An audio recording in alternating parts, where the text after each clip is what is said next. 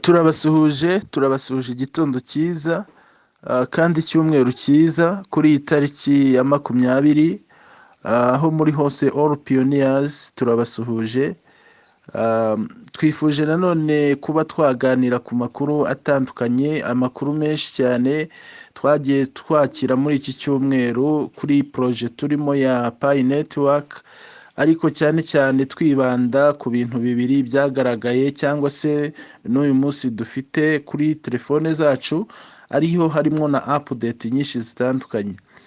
Nk'uko bisanzwe rero nka OTC Group turagenda tukagerageza gushaka ya makuru, cyane cyane ko abantu benshi ntago baba babona umwanya neza wo gusoma, cyangwa se hari n'abawubona ariko bakaba batasobanukirwa neza.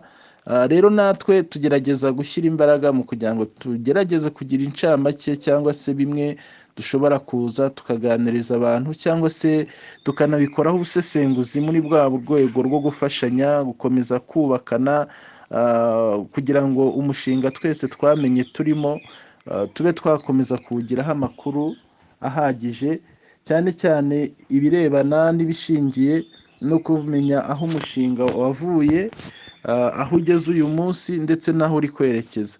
Ibyo byose rero ni bimwe mu bigomba kudufasha gukomeza kumenya agaciro Pi ifite kuri twebwe abayimenye uyu munsi.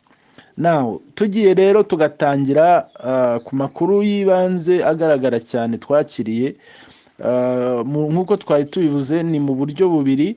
Icya mbere dufite amakuru ko timu yagaragaje bavuga ko bafite new mining realized plan.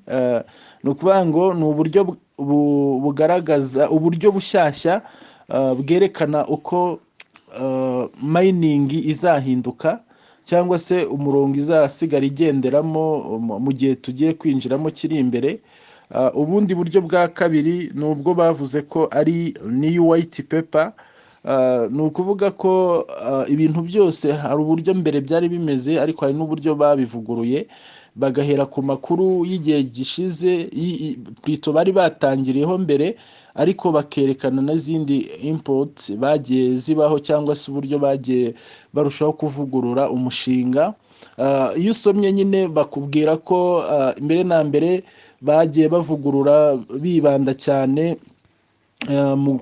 kuri total supply, kuri cya kigero cya Pi zizaba ziri circulated mu bantu, ndetse no kubishingira no ku gaciro cyangwa se economy y'umushinga uko ihagaze n'uko babyifuza. Ibyo byose rero nibyo byatumye bagenda bagaragazamo ibintu bishyashya byinshi, kandi noneho byose bigenda bikazanira umushinga inyungu nk'uko nyine babigaragaza. Rero muri new mining realized plan, icya mbere bagaragazamo ikintu bita new mining mechanism. Ahangaha bagaragaza ko mbere na mbere guhera ku itariki ya mbere nyine z'ukwa gatatu ejo bundi ariho hazatangira ikindi cyiciro gishyashya kigendanye no guhinduka kw'ingano Pi zasohokaga. Ibyo byose rero babivuze ko basobanuye ko bashingira kuri total supply ya Pi zizasohoka. Rero bakanasanga ibyo byose ari nk'igisubizo kigomba kuzakomeza kubaka iterambere rya Pi. Ikindi cya kabiri ahangaha babivuga ko babyiteguye kubera ko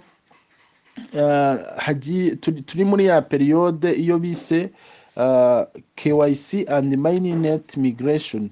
Ni ukuvuga ngo ni cya gihe, mwibuka ko ubu turi mu gihe cyatangiye kuzageza mu kwezi kwa gatandatu, ndetse na nyuma yaho, kuko hari icyo bise grace period y'amezi 6.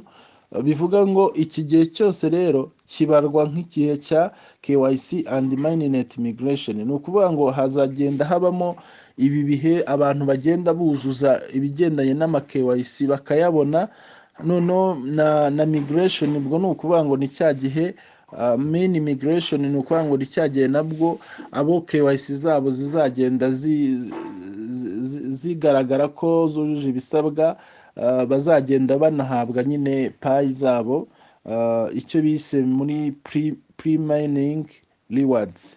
Izo zo nizo nicyo cyiciro nyine kizabanza nk'uko bizwi cyangwa byavuzwe. Akandi gace ka kabiri rero ni agace kagaragaje ko guhera ku itariki 14 z'ukwa gatatu, aho babyita ko ari P-Day. Iyi P-Day igaragara ku itariki 14 z'ukwa gatatu uyu mwaka, yongera no kugaruka nanone kuri tariki 14 z'ukwa gatatu umwaka wa 2020. Nicyo gihe habayeho icyo bita testnet. So murumva ko rero aya matariki kuri bo afite igisobanuro cy'amateka ku mushinga wa payi, kuko urumva 14 z'ukwa gatatu 2020 habayeho testnet. Ubu kuri 14 z'ukwa gatatu 2022 hazabaho P-Day, ari naho abantu bamwe batekereza ko hari abari gukeka ko hari n'igihe ariho bazatangaza igiciro cya payi. Ibyo byose birashoboka. Ikindi cyo ni uko uko ingano ya payi izagabanuka, hazagenda haba hari no gukorwa indi mirimo myinshi, ariko kugeza aka kanya turi kuvuga payi umuntu wese aracyazibona mu buryo busanzwe. Ni byinshi bigenda bivugwa kandi basobanura kuri uyu mushinga. Ntekereza ko ibi byose turi kubona nk'iyi kalendari bafite, nigenda ikubahirizwa, nabyo ni kimwe mu bintu bigaragaza imbaraga cyangwa se ubuseriye bw'umushinga turimo. Ntekereza ko iyi bise P-Day ya 14 z'ukwa gatatu ni itariki ya mbere z'ukwa gatatu. Ngira ngo iyi tariki ya mbere z'ukwa gatatu murabizi ko itari ihari. Hari abantu nyine batajya bamenya amakuru n'ayahise mbere. Ngira ngo iyi ntago twari tuyizi. Iyi ya mbere z'ukwa gatatu urumva iri muri ya new mining nyine realized plan, ko mbere iyi 14 yo twari twayibwiwe, ariko iyi ngiyi ya mbere z'ukwa gatatu inagendana no guhinduka ku cyiciro cya payi zatangwaga. Urumva byo byaje ari bishya. Nanone tugerageje kwihuta rero tukahita tujya kuri new white paper, harimo utuntu twishe ariko ntago twatuvugaho. Icya mbere urumva bagaragaje road map. Iyi road map bibanze nanone mu kugaruka kuri ya yindi ya mbere yahise, ariko banasaba umwanya w'ibitekerezo. Bavuga bati twebwe dore ibyo turi gukora ni ibi, ariko mu gihe tutaranabironcinga, tutarabishyira ku mugaragaro, turacyakeneye n'abaduha feedback ku byo dukora. Urumva ko umushinga wabo baba bawumurikira abantu benshi, baba bamurikira inzego zitandukanye, ari nayo mpamvu baba bashaka kuwugendamo banagaragaza ko bakeneye feedback zituruka hirya no hino. Bagaragajemo ibintu byinshi, ariko ibyo twagarukaho gakeya, hari icyo bise P supply, hari icyo bise pre-mainnet supply, hari n'icyo bise mainnet supply. Icya mbere muri P supply bagaragaza ko ubundi umuntu wese uzaba utunze PI ku isi azaba ari mu buryo bw'ubukungu bukomeye, aho bavuga bati umuntu ufite PI ashobora kuzajya yishyurana n'undi uyifite. Iyo economy ikazamura urwego rw'isi n'imibereho, kubera ko abantu bazaba bafite uburyo bumwe bakwishyurana kandi bukabafasha mu bukungu. Muri pre-mainnet naho bagaragaje ko ari kiragiye nyine harimo imirimo myinshi igiye kuba ituma abantu nyine izo PI bazibona.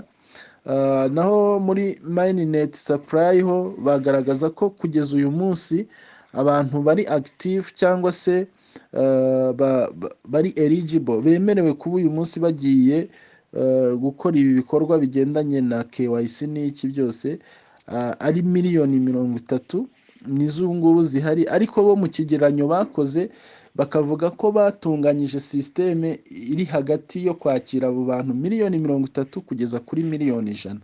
Ni ukuvuga ngo nicyo cyiciro cyateganyijwe. Byanze bikunze ni ukuvuga ngo uhereye aho iyi systeme ya mainnet supply izatangirira, bateganyije ko byanze bikunze iri mu kigero cy'abantu miliyoni 100, aho bavuga bati ubu ngubu abo turi kumwe ni miliyoni 30, ariko hari n'abandi benshi bagiye kuza.